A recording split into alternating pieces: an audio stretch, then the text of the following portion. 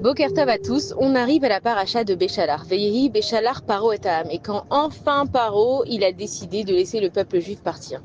Donc on comprend que Paro, il y a une chanson d'ailleurs qui dit que Paro Yatsab et pyjama ben Laila, que Paro il est sorti de chez lui en pyjama en plein milieu de la nuit après la Maca de Bechorot, la malédiction des premiers-nés, et qu'il a dit à Moshe Rabbeinu, ça y est, tu prends ton peuple, vous dégagez, je ne veux plus vous voir.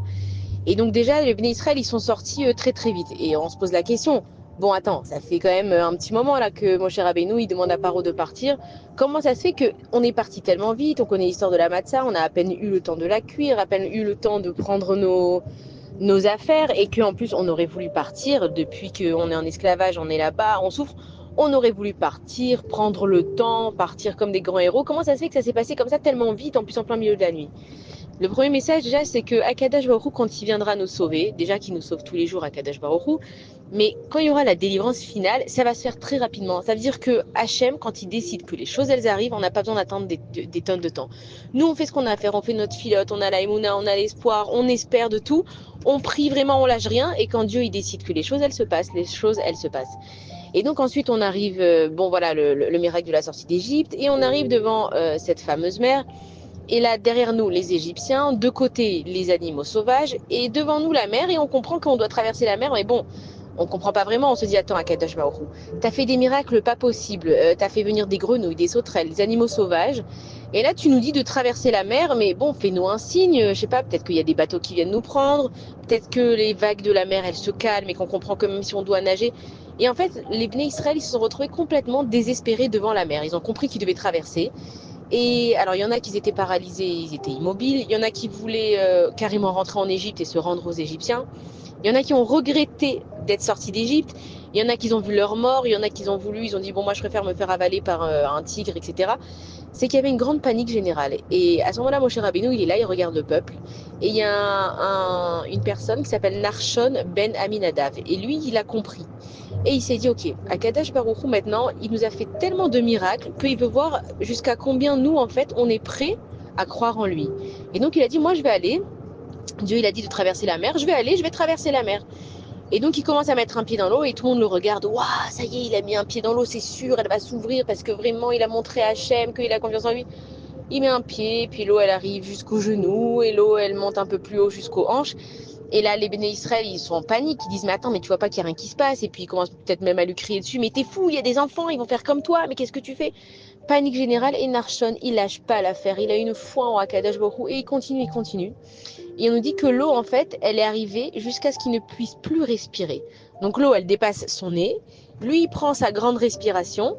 Et à ce moment-là, il croit en Akadash Baruch Hu. Et en fait, Akadash Baruch Hu, il a ouvert la mer quand Narshon, il avait plus d'air et que il était prêt à dire, eh ben, tant pis, moi j'ai eu foi en Akadosh Baruch Hu, et si je dois mourir al Kiddush Hashem, je vais mourir al Kiddush Hashem. Et à ce moment-là, la mer, elle s'est ouverte. Et en fait, ce qu'on apprend de Narshon Ben Aminadav, de la force qu'il a eue, c'est que croire en Akadosh Baruch Hu, il faut vraiment le faire jusqu'au bout. C'est pas juste de dire, tu sais quoi, Dieu, regarde, moi je vais croire que t'es bon, je vais croire que t'es émette, je vais mettre un pied dans la vie, voilà, juste quand je commence à me rapprocher de toi, Hachem, fais-moi des grands miracles. Ou alors de dire à Akadosh Baruch Hu, voilà, là je suis vraiment dans la zut jusqu'au cou, j'ai fait ce que t'as dit, je garde la Emouna, je fais ma tfila, je me renforce dans le judaïsme.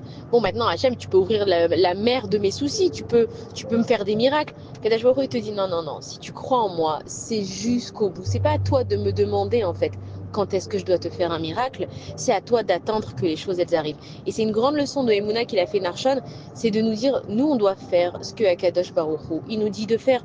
On rentre trop notre cerveau. Alors Hachem, il a dit que si je fais comme ça, il y a marqué que ça, c'est une ségoula pour avoir ça. Fais ce que tu as à faire. N'attends jamais rien en retour d'Akadash Baruch Hu parce que Dieu, il a rien à prouver. Tout appartient à Dieu. Tu as besoin des preuves de l'amour que Dieu il a pour toi. Tu as besoin des preuves que Dieu il va pas te laisser dans la zut. Tu as besoin des preuves que Akadash Baruch Hu, il peut t'aider dans tes situations même les plus terribles.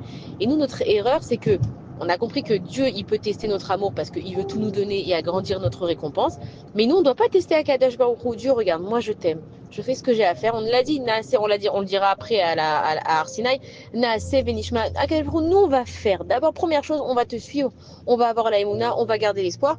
Et après, on va essayer de comprendre parce qu'on a envie de comprendre et on a envie de chercher à Tkama, est-ce que tu es merveilleux et ton monde il est beau et les choses elles sont intelligentes. Mais d'abord, on va faire.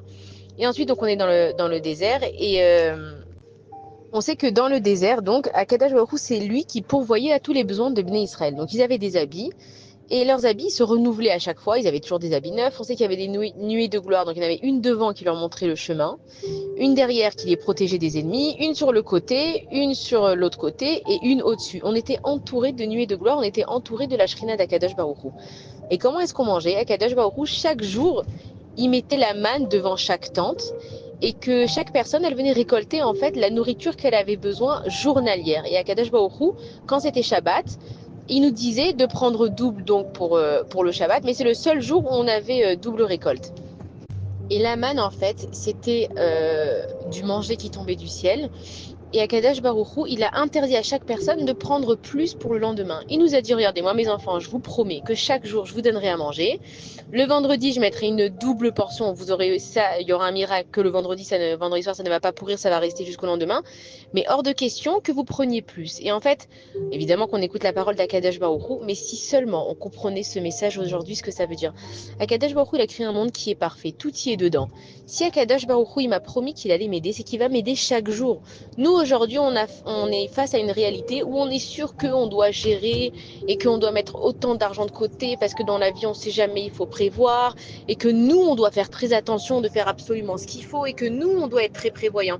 Alors, c'est vrai qu'il faut être prévoyant dans la vie, mais à combien je pense que ce que je fais a de la valeur si je ne mets pas Akadosh Baruch Hu dedans. Et en fait, Akadosh Baruch Hu est en train de te dire que si on avait vraiment une grande émouna, j'aurais même pas besoin de mettre de l'argent de côté. Je devrais prendre ce que j'ai besoin pour la journée et tout le reste, le donner à la tzedaka. Tout ce que j'ai en plus, je devrais le donner aux gens qui sont nécessiteux, faire des mitzvot avec. Pourquoi? Parce que Dieu, il m'a dit chaque jour, je vais te donner ce que tu as besoin. Mais nous, aujourd'hui, malheureusement, on est affaiblis dans notre émouna. Et donc, on a l'impression que vaut mieux que je mette de côté parce qu'on ne sait pas ce qui peut arriver demain. Mais si on comprenait le message de la manne que Akadosh Baruch Hu, il s'occupe de nous chaque jour. Et que la manne, si on prenait un petit peu plus, alors comment on pouvait prendre un petit peu plus? Ça veut dire qu'Akadosh Baruch Hu, il mettait une certaine quantité. Et nous, par rapport à nos enfants, on savait ce qu'ils mangeaient. Et on n'avait pas le droit de garder, ou si j'avais pas mangé tout ce que j'avais besoin, j'avais pas le droit de le mettre de côté parce que la manne, elle pourrissait. Imaginez qu'aujourd'hui, on travaille et que chaque jour, on recevait notre salaire et que l'argent qu'on n'a pas eu besoin pendant la journée, imaginez, elle pourrissait. Eh ben, on jetterait notre argent. On sait très bien qu'on ne peut rien faire avec de l'argent qui est pourri, même si l'argent, ça ne pourrit pas, mais vous avez compris le message. En fait, il faut comprendre que Akadosh Baruch Hu, il s'occupe de nous. Il faut vraiment qu'on le rentre dans nos têtes, d'arrêter d'avoir des peurs, d'arrêter d'avoir des angoisses de la vie, d'arrêter de croire. Et en fait, l'homme, il a des angoisses et des peurs quand il croit qu'il gère tout. Et c'est pour ça que ces peurs et ces angoisses, elles viennent, pour qu'on se travaille dessus. Pourquoi tu es tellement angoissé de la vie? Pourquoi tu as tellement peur? Mais tu vois bien, j'arrive pas à m'en sortir, tu vois bien, j'ai des dettes pas possibles. Ok, ça c'est la réalité, c'est vrai. Tu ne peux pas ignorer cette réalité, mais cette réalité, elle arrive parce qu'il faut que tu rentres plus à Kadosh Baruch Hu dans ta vie. Dieu, il a dit qu'il s'occupe de toi quand toi, tu es occupé avec lui. Ça veut dire que rentre plus de Torah dans ta vie, rentre plus de Emouna dans ta vie et que sois content avec ce que tu as. Ne cherche pas tout le temps à avoir plus, à mettre plus de côté, à être plus heureux, à avoir plus d'habits qu'il faut dans ta garde-robe, à avoir plus de sorties que ce que tu en as vraiment besoin. Aujourd'hui, on n'a plus de limites et c'est pour ça d'ailleurs que le monde, il est en surconsommation. C'est qu'aujourd'hui, on a envie le plus dans tout et qu'on ne se satisfait de rien. Alors on lit cette paracha de la semaine et on comprend tous les messages qui sont dedans et que si on la lit encore de nos jours, c'est qu'elle est encore actuelle de nos jours. Akadosh Baruch Hu, il s'occupe de nous. Il ne faut pas avoir peur du manque parce que Akadosh Baruch Hu, nous sommes ses enfants. Et Akadosh Baruch Hu, il veut que chacun de ses enfants, il apprécie ce qu'il a et surtout le plus important, qu'on commence. Et on dit on commence parce que chaque jour on recommence à nouveau, qu'on ait confiance en Akadosh Baruch Hu qui s'occupe de nous. Bezrat Hashem, une bonne semaine, des bonnes nouvelles et qu'on puisse tous les jours recevoir la manne de la part d'Akadosh Baruch Hu en mettant notre foi en lui. Shabbat Shalom à tous.